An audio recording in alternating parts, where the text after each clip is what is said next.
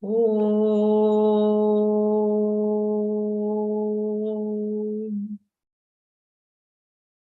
Om.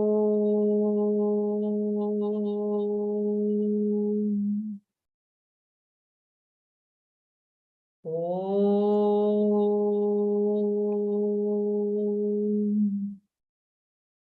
Om Sahana Bhavatu Sahanau Bhunaktu Sahaviryam Karavavahai Tejasvinavadhitamastu ma vidvishavahai.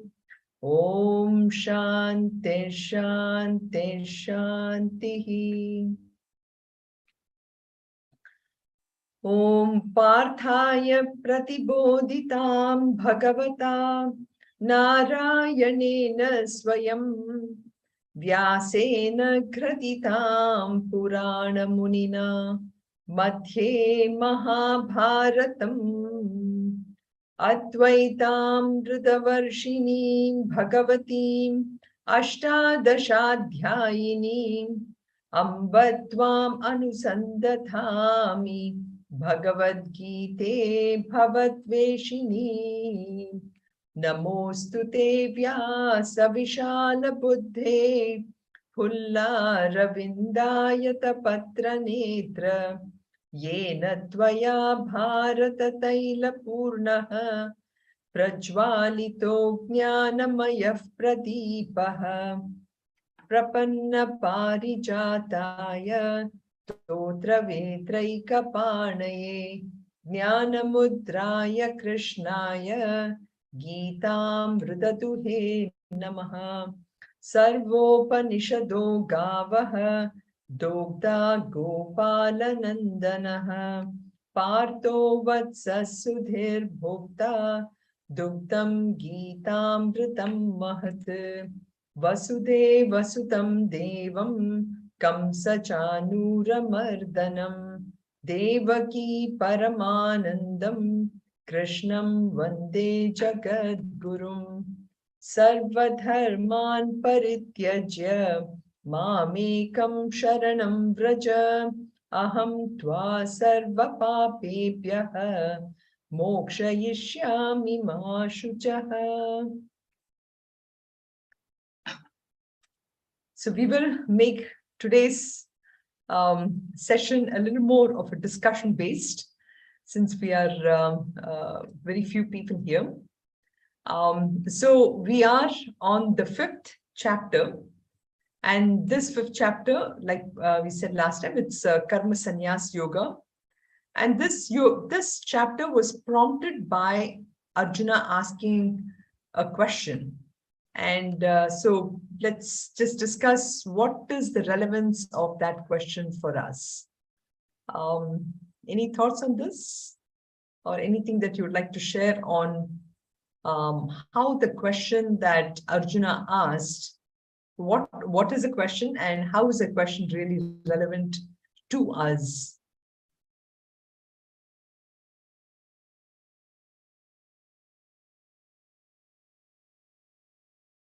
I'm not putting you guys on a spot, but I just thought this might be a nice way to refresh some of our thoughts here on the 5th chapter. Can you hear me? Is it? Yes, we can. Yes. Okay, very good, very good. I just want to make sure.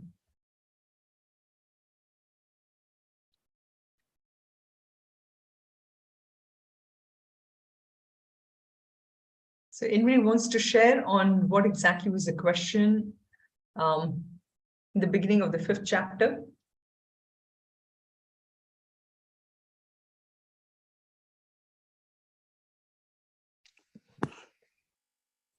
He was asking which is better, whether karma yoga or karma sannyasa karma yoga.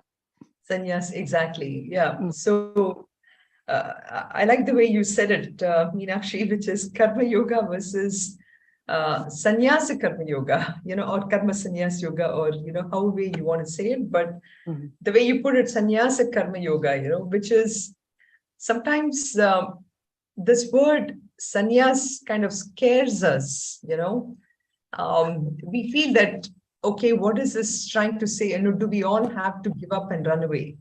But when we say sannyasa karma yoga or karma sannyasa yoga, essentially the idea is we're not really renouncing or giving up things, giving up completely everything and then running away and sitting on in a hut and meditation. It's actually, what do you think it is? Renunciation of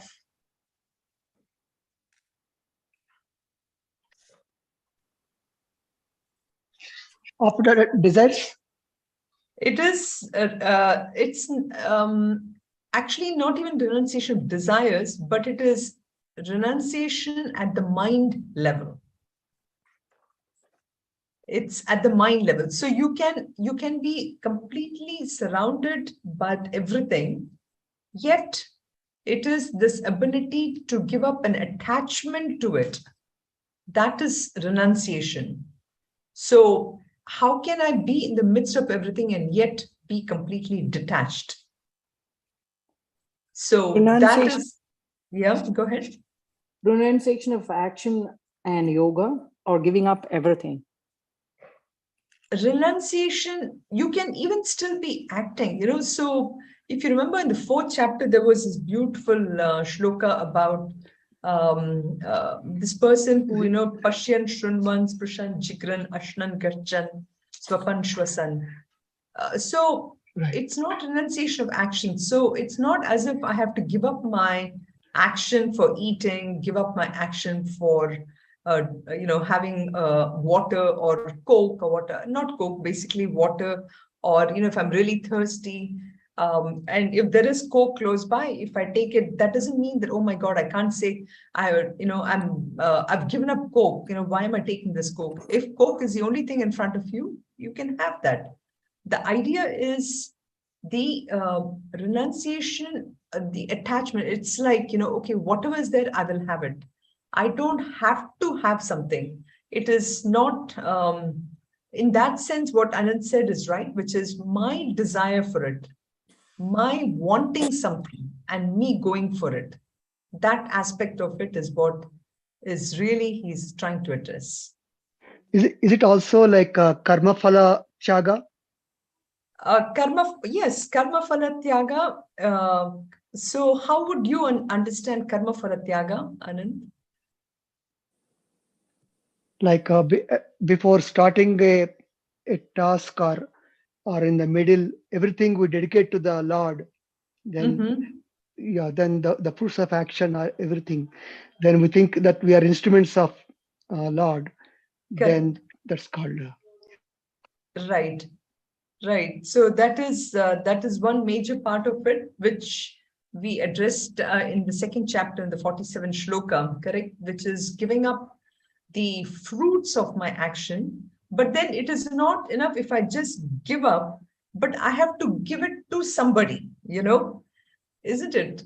So when I say I'm just going to give up, it's like, okay, it's like, I'm throwing the ball out, but the ball, somebody has to catch it. Only then the act of the action has fulfilled the goal. Now here in karma phala tyaga, when I'm giving up my fruit of action and I entrust it to the Lord, who has given me so much, because of the Lord, because of God, I am all who I am, and I'm giving it up to that Lord, there is a huge sense of, well, first it starts with satisfaction because I'm giving it to the Lord, but there is also a sense of giving up my own wanting something, or, the fruit of that action. So in that sense, there is less stress in our whatever we are doing. So thank you for bringing that aspect of it, because it does lead to so many different thoughts in the mind and those, everything is part of that sannyas, So And you said yes. this sloka, Pashin, Shrinvan, Sprishan, Jikran, Archnan, Gachan, Swapan, Swashan. Shwasa. So the meaning of that, from what I heard from you is I just want to make sure I'm understanding it correct. So does it say that a person who sees himself in oneself will say that I do nothing at all? Is that the meaning of that shloka? Yeah, I will just bring it up. Let's see, it is in chapter 4. Can you tell me the number? I'm talking in chapter 5, Right. 5:8. 5, sorry, I said 4. Yeah. So naiva kinchit karomiti yukto manyeta tatpavita question 1. Correct. So yeah, so the essence of this is that he's trying to say that at the end of the day, I am that absolute Brahman. I am that Atman, So when I am that, everything that is happening at the level of my hands and legs. So Pashyan, at the level of my eyes, Pashyan, Shrunvan, I'm speaking, I'm touching, Sprishan. And then all that is happening at the level of my hands and eyes and everything. It's like, when I'm working in a project and I have the CEO, of the company. The CEO is, it's because of the CEO that the whole company exists. Imagine, the CEO is the owner of the company, and so he's there. But then, so many products are being produced.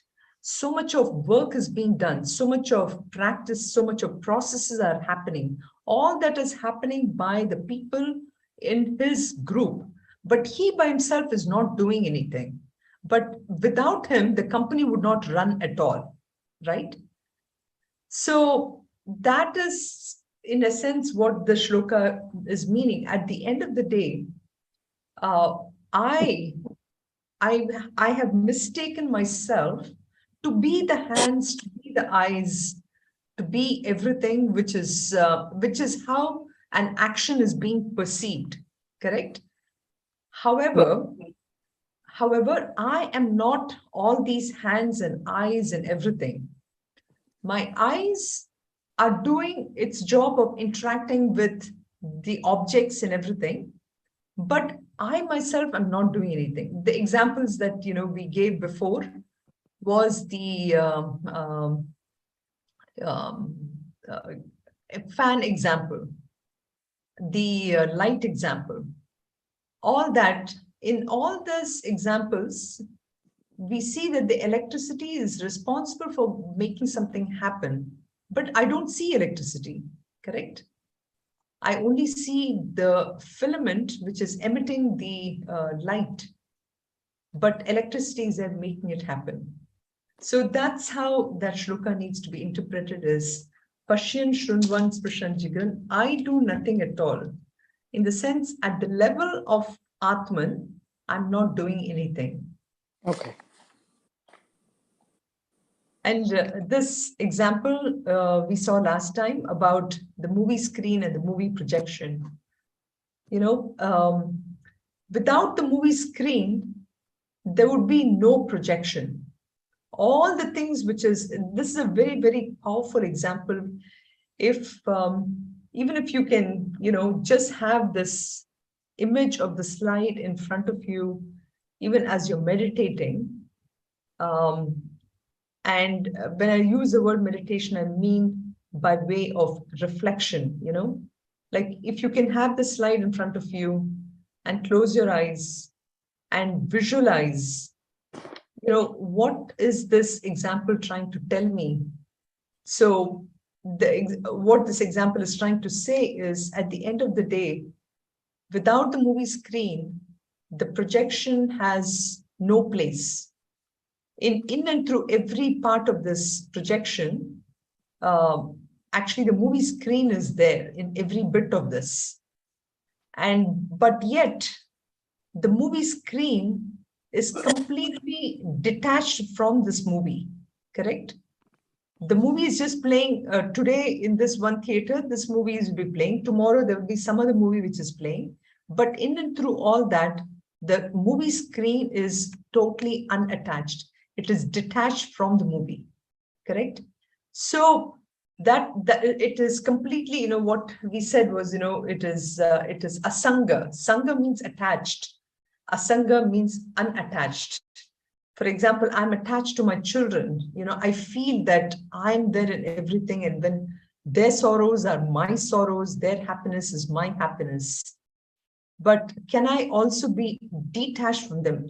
Yes, they are my children, but yet the sorrow or the happiness or whatever they're going through is theirs. I'm not in that. I'm not involved with that. So if I can have that kind of a detachment, that's that aspect of that relationlessness.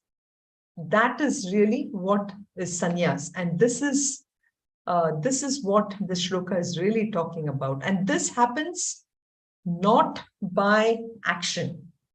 That's the interesting part. It's not by action I give up. It's not as if I just pour some water in my relation between me and my child and say, okay, now from now on, you're not my child. No, that is not how it happens. It actually happens through an understanding. That's why these examples are very powerful. It happens only through jnanam. And that is why this fifth chapter really is focusing on the knowledge aspect. Up to third, fourth chapters, we actually saw a lot of ideas of action. Why should I act? How should I act? All that came out. But in fifth chapter, it is all about knowledge. So that is why this chapter is very powerful. And so with this knowledge, we can actually, what it says is that we can take what we call this is vidvat sannyas. Vidvat sannyas is where there's a detachment completely through knowledge. So having said this, a person who has understood this knowledge and who, again, relating it to the other shloka, Naiva Kinchit Karomiti, that shloka, there, the shloka is about how the person has understood what the essence of everything in this world is, and that essence is nothing but that Atman.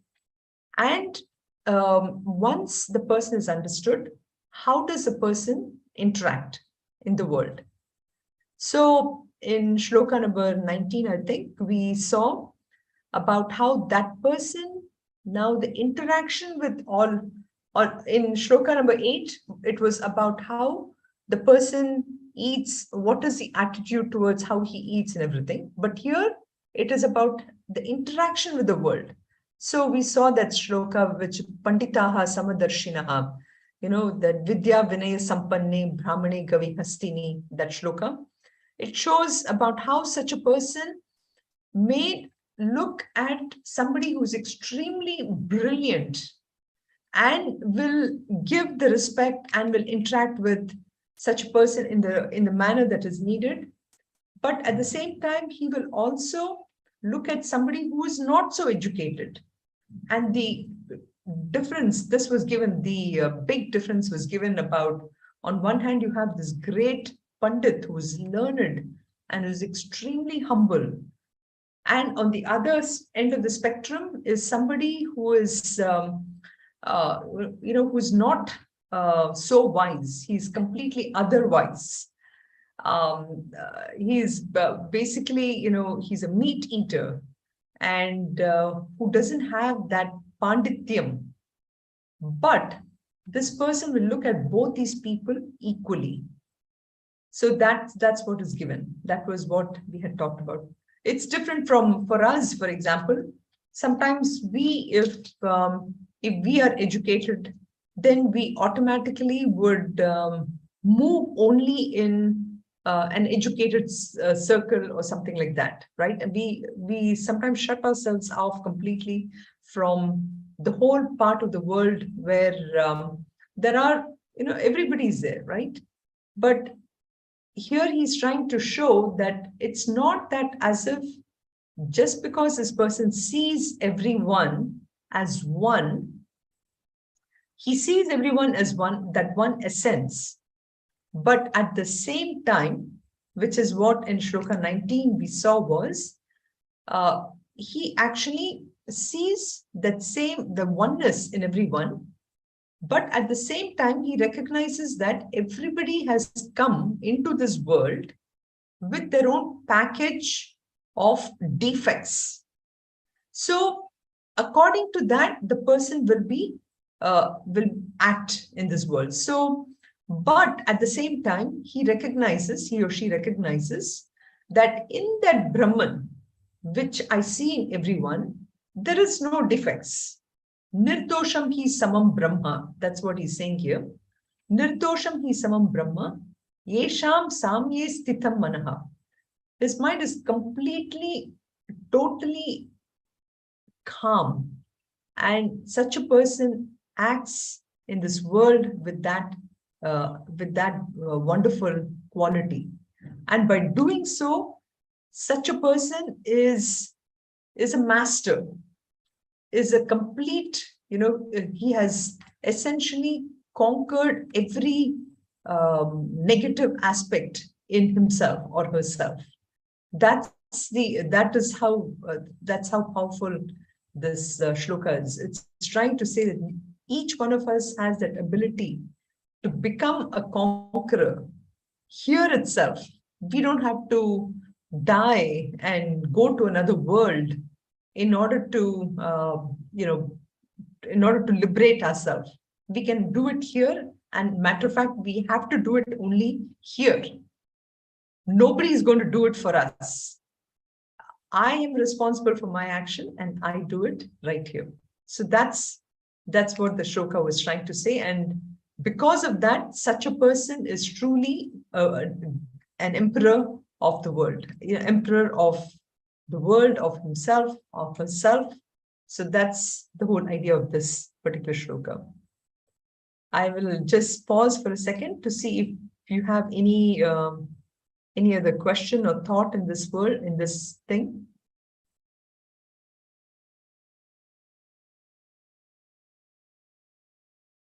If any of you want to summarize it in your words, please feel free. This is how I was looking at this shloka here. Okay, so moving on, then in shloka 20, we see that he says that such a person, is completely, because such a person, when interacting with the world, sees people as they are in their essence, and also recognizing that if they do behave in a certain different way, that is only because of that packet of vasanas which each one of us have come. So for such a person, he or she never gets completely excited. Neither such a person gets completely depressed with anything, because such a person functions from a very, very intellectual understanding of what this world is all about. And that is what, and so because of that, such a person is never never lives a life of a misunderstanding of the world. Asammudaha, very important word in that sense. So in a sense, what Lord Krishna is trying to tell Arjuna is that, most people in the world, we make our own judgment of what the world is about. And that is why we live in this world of delusion, asammudaha. Whereas a person who recognizes what really this whole world is all about, such a person, Brahmavid, the knower of the eternal essence, such a person is completely always established in that knowledge. And it is from that knowledge base that this person really interacts in the world. So that is the idea with the sthira buddhi, asammudaha, Brahmavid, Brahmani sthitaha. Udvijet, I think we touched upon those words, Udvijet and Prakrishet. Prakrishet, neither completely elated, Udvijet, nor grieving at all. So such a powerful shlokas. It gives you so much amount of thing to aspire for, and the aspiration for something is no longer in the world. For many of us, we are always looking for what can the world give me, whether it's a great promotion or whether it's, more wealth or anything, that we're always looking outward. But here he's trying to show that that is not what this person is looking at. The person is completely confident. I think I see so many things coming out of this in the Western world. There is always this talk of self-love, self-awareness. Here, this is the highest form of self-awareness that one can get to. And that's why these shlokas are so much worth meditating on. So then in shloka 21, we see that, after having explained about what is the vision of such a person, he shows that, why one person now, why somebody should now start looking inward. So far, our attention has always been outward, looking for things. So, but now, slowly and slowly, we need to think about, why can't I really look for that same happiness, what I'm looking outside? We look at it inside. And he's trying to say that Bahya Sparsheshva Asaktatma Vindhyatmani Yat Sukham Sa Brahma Yoga Yuktatma Sukham Akshayam Ashnute. So he's saying that, all that you're looking for, that happiness which I'm looking for outside all the time. Matter of fact, I think many times we don't even, we are so much in this rat race or so much in this autopilot mode. We are, we think that, we go and then we feel happy with some things, right? But here he's trying to show that the reason why you have to look inward is everything that I was looking for outside, which is this happiness, is actually everything is inside. So he says, Bahya Sparsheshu Asaktatma, a person, without attachment with the external sense object, he or she finds that inner happiness, Atmani Sukham. Such a person is a Brahma Yoga Yuktatma. Such a person is completely established in that Atman, in that total joy. He finds that joy, which is inexhaustible. It's just so much. And that is why I gave this Taittiriya Upanishad quotation, which is coming up here. So such a person, because of complete independence from all these sense objects, which typically the world is all about, which is Kirti, Kanchana, Kamini, which is about, wanting fame, name, glory, wanting all these objects, wanting all these sense objects and pleasures.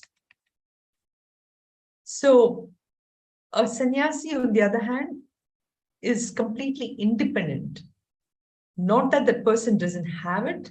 And we have examples in our own Puranas, King Janaka, who was, great king, who had everything, but yet was the greatest sannyasi. Sannyasi in the term of having renounced things in the mind. So we saw that. And in our own,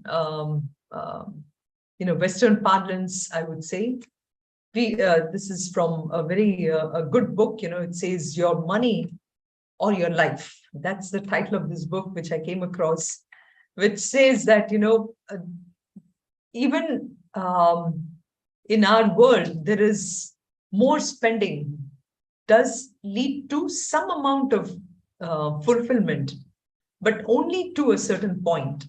And that's the fulfillment curve, which, he's trying to show here. When it comes to the first things, first he says about survival. The first time where you really have to, you don't have anything at all, you find that even if you have a little bit of money, it brings you such a gain, such a large gain in happiness. And I think we can relate this, when we were, say, 8, 10-year-olds, or, if somebody gives you a little bit of, a pocket money, or that makes so much of difference. You feel so good about having such amount of money. You feel great. But even for a poor person, that first money when he gets and he's able to get his first morsel of food or investment, that's it. He's so happy, and that's why you see this big curve here. That survival part of it. But after some time, that happiness actually kind of is not that much. When you get your comforts, for example, you get somebody who's in a hut or something, slowly he gets into an one-room apartment or something. They get a chair to sit in, maybe even a pillow, which he can put on the chair or something. All this can cause fulfillment, but that's not a whole lot. And then you start adding on all the luxuries,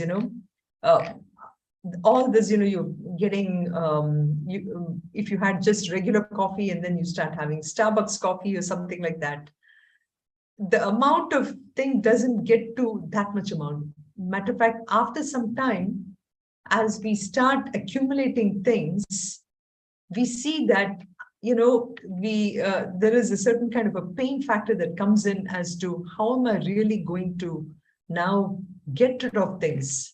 So there is really no happiness, even this from a Western point of view, if you look at this.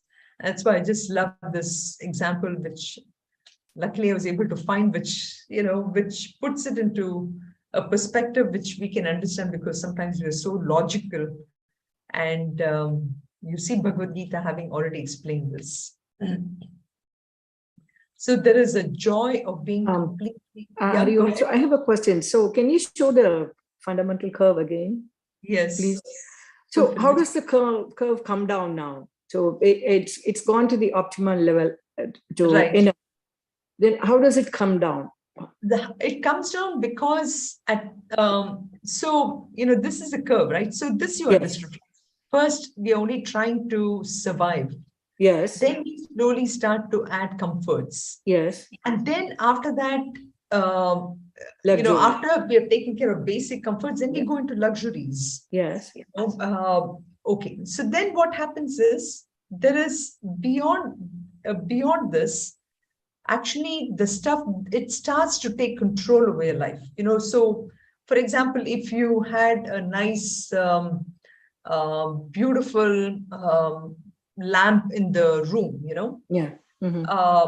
Or let's take we had, you had the sofa, which was single-seater sofa or something in the room. And then what you do is, then you want to now buy a big one with a nice recliner and everything. You find that in your family room or something, we now want to not just have these recliners. Now you want to have a big TV and everything. Mm-hmm. So we try to get all this. Soon what happens is we start accumulating more and more and more. And then I start to get a bigger house because all these TV and everything looks too crowded now. So I buy a bigger house. And, then we start renting storage unit in order to store everything that I don't want. So then what happens is after some time, the happiness part of it actually is not there anymore. And your mind starts to think about more on how am I going to manage all this. And so there is that aspect of your attention now is gone on not just enjoying everything, but it's constantly about how am I going to manage this whole thing. That's when, so this curve has to be understood in relation to where you were in this part here. And that is why the first part, the survival thing, there's so much of happiness. But after some time, the mind is not able to take it anymore. It's so fragmented. It's just, so that is why it's not happy anymore. Okay, overconsumption. Okay, got you. Yeah. Thank you.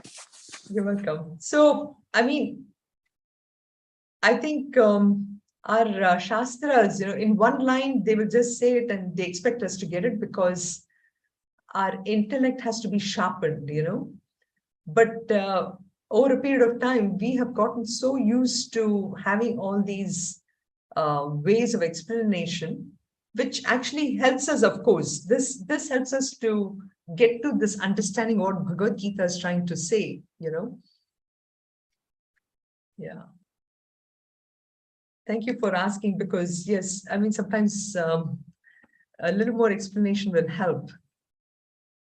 So now the question is, this happiness that we are seeing in this curve, how does it relate to somebody who has just gotten this knowledge?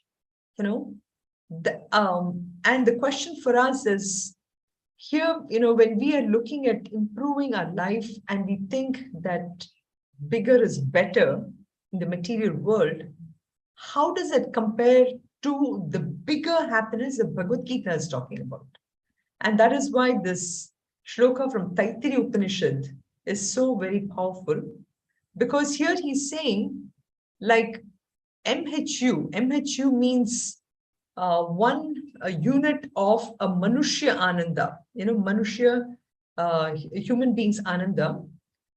If that is one unit, okay, so I have to work towards how I increase the amount of how I can accumulate more units of Ananda within myself, right?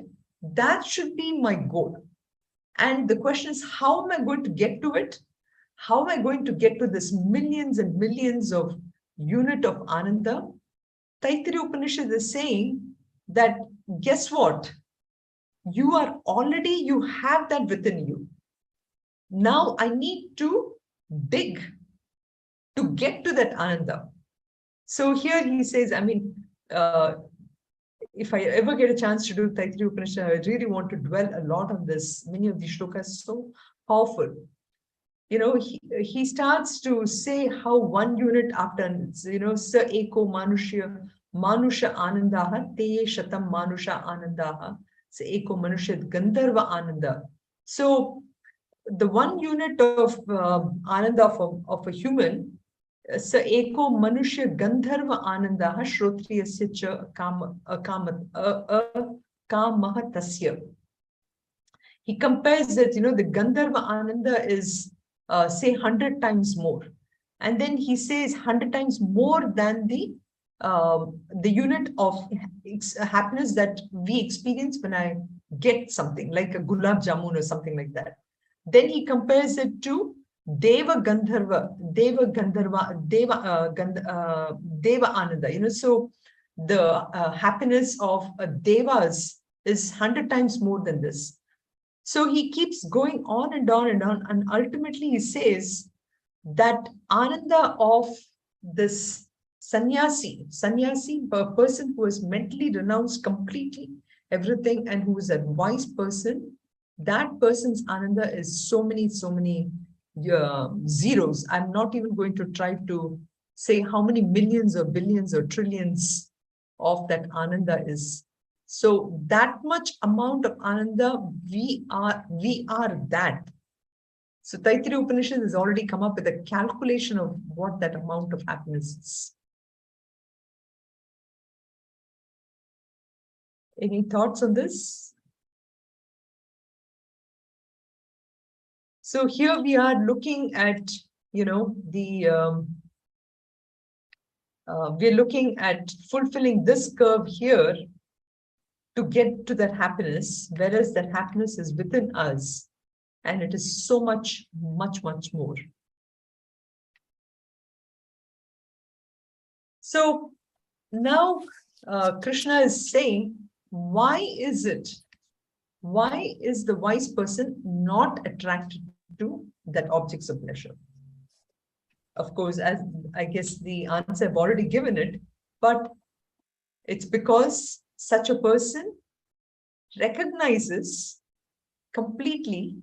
I mean, it's so, this is classic problem solving too sometimes, right?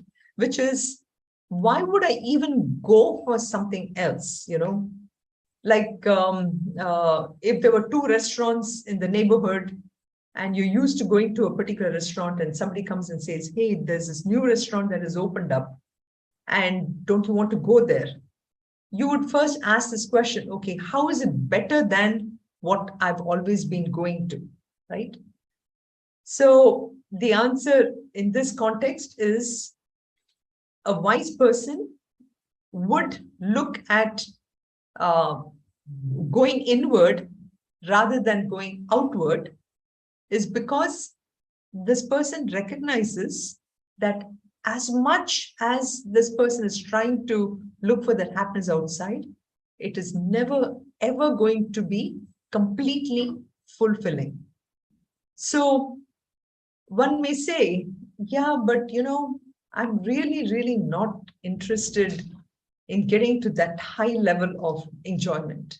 I'm okay right now, let me just get this vada or gulab jamun and I enjoy it. At least I'm able to feel that enjoyment.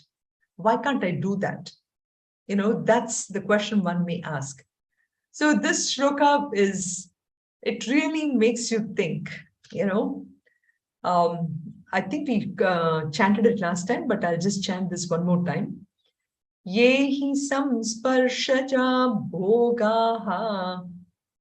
Yehi samsparshaja bhogaha. Dukkhayonaya evate. Dukkhayonaya evate. Adyantavantha kaunteya. Adyantavantha kaunteya. Nateshu ramate buddhaha. Nateshu ramate buddhaha. So he's saying that the only reason I would like to look at or uncover this happiness, which I already have, is because as much as I enjoy the ones outside, I know that this is very, very temporary. So this shloka actually, there's a lot of thought behind it. There's a lot of discussion which we can do here. And he says that happiness that I get, like I said, with either it's a food item or something which I can touch and feel and enjoy it, whether I see a beautiful painting, and even to the extent of a sunrise, ultimately he says, but of course, I don't want to use the word sunrise because there's a very powerful, aspect to it. But let's take more closer to us, all the objects of pleasure and everything. They are born from our sense contact, samsparshaja bhogaha, and they are wombs of sorrow. He called this wombs of sorrow. Words have been very carefully chosen here. Why did he use the word womb? Why does he say it's sorrow here? And then he says, these are adhyavantaha kaunteya. Adhyavanta, Kaunteya referring to Arjuna, who's the son of Kunti's putra, Kaunteya. Sorry, this is a spelling mistake here, Kaunteya. Adhyavantaha, which has a beginning and end. Whereas this wise person recognizes that in all this objects of senses, they are beds of sorrow or wombs of sorrow. They have a beginning and end. But he has recognized that happiness within himself is beyond all this, and he just revels in it. Ramate, he just revels in this wonderful happiness that is within himself. So that's the idea behind what he's trying to say here. So if you look at it for us, in these three examples that I've given, which is, going back to the fulfillment curve, uh, when we come to, say, US as a student and everything, and as we start to earn money, what happens? Just that coffee, which I was getting it from the coffee pot in the student dorms or whatever, we kind of graduate to the Starbucks, correct? And soon we become attached to the Starbucks. And next thing, if I had just an ordinary second-hand car, I start to look at, okay, what better car can I just buy? What wonderful house can I go to? So our mind is totally always engaged only in what better thing can I get? This thing kind of just drives us to getting this, because we find, even though as my pursuit for these objects are going on, where I'm seeing that I'm replacing something which was lesser, better to something better, I'm already doing that, but I'm not thinking about it. I just do it as an autopilot, right? In all this, we are constantly mixing up our happiness. That happiness which is in myself, I'm actually superimposing on all these objects, and I'm enjoying it by the objects. And then I think that happiness is in those objects, and that is what is giving me. And then I constantly am trying to upgrade all this all the time. So that is one biggest thing which leads us to, first of all, mistaking where that happiness really is, superimposing that happiness which is actually within myself on the objects, and then enjoying it. And then ultimately the mind is so deluded, it thinks that it's the object is giving me happiness. So I start to accumulate more and more of that objects, or like I said, I keep upgrading my own sense of what that happiness is.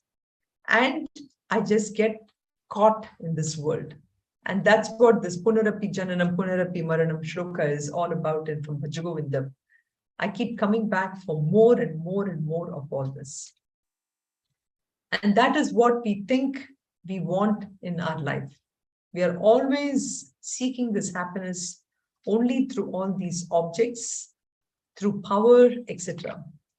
And we don't recognize, that happiness is actually from me, which is being superimposed on that. It's just like, when I gave that example of the movie and the movie screen, I think that movie is giving me happiness, but actually the happiness from me is being superimposed on all that objects, which is in the movie drama, which is being played out.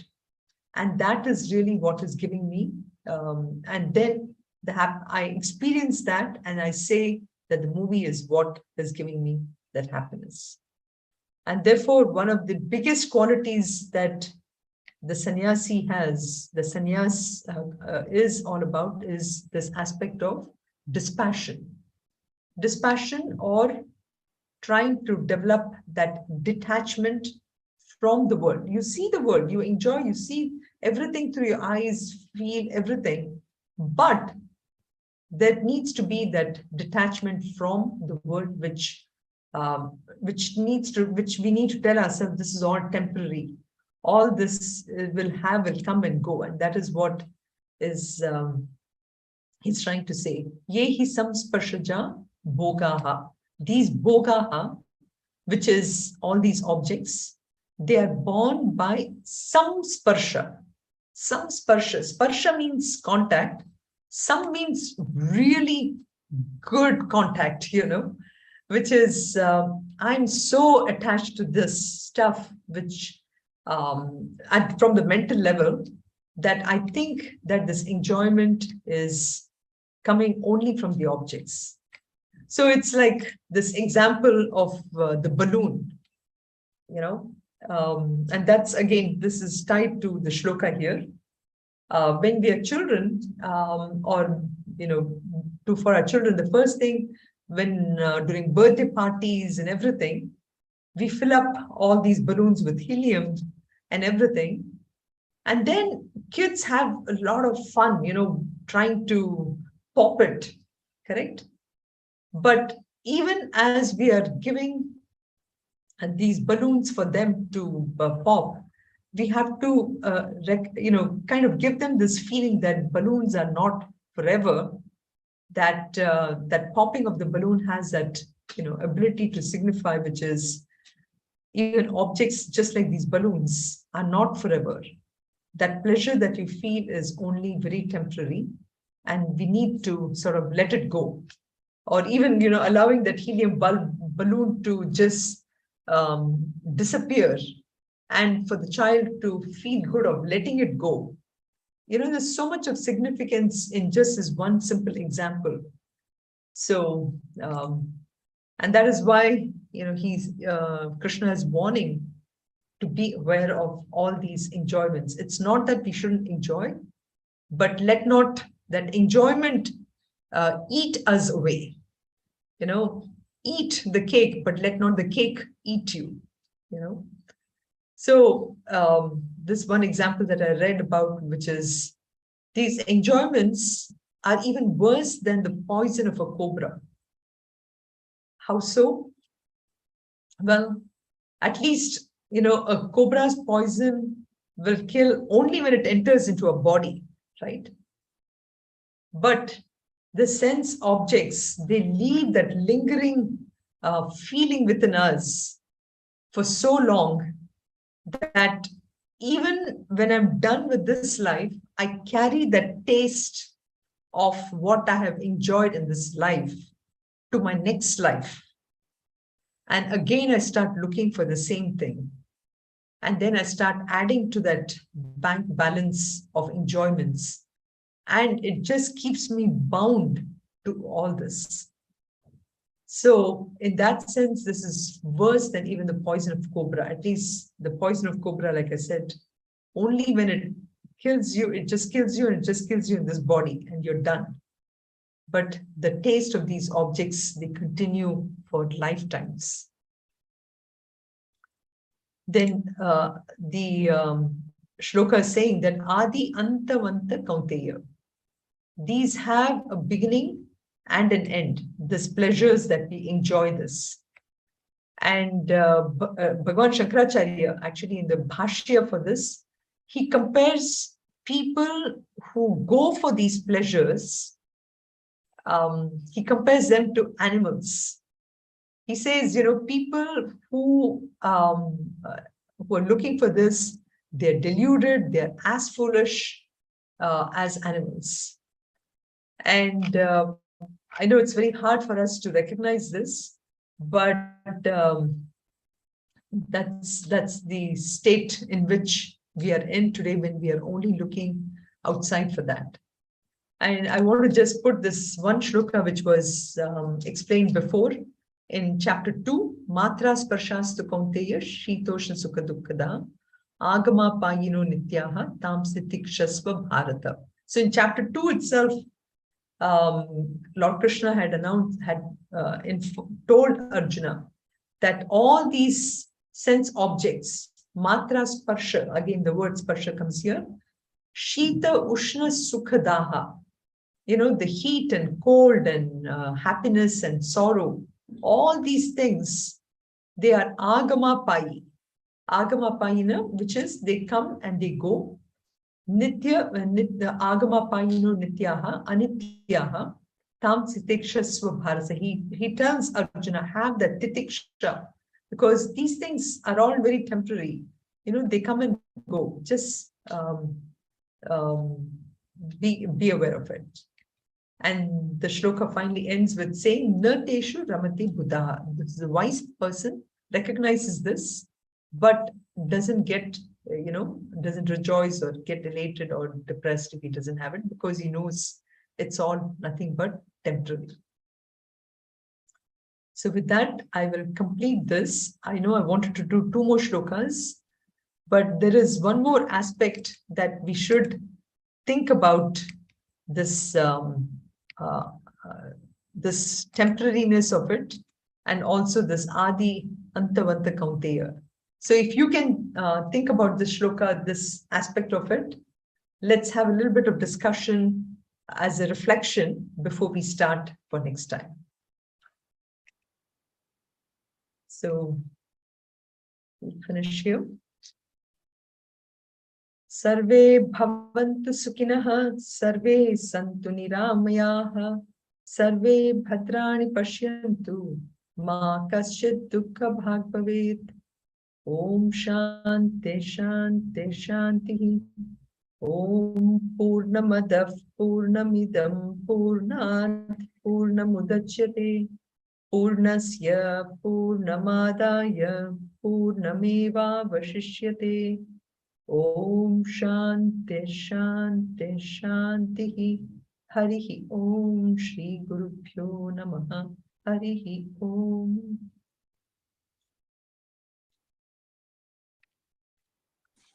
Thank you, Hari Om. You're welcome. Hari Om Meenakshi. Hari Om Jayashri. Hari Om Anand. Hari Om. Thank you. You're welcome. See you. Goodbye. Bye.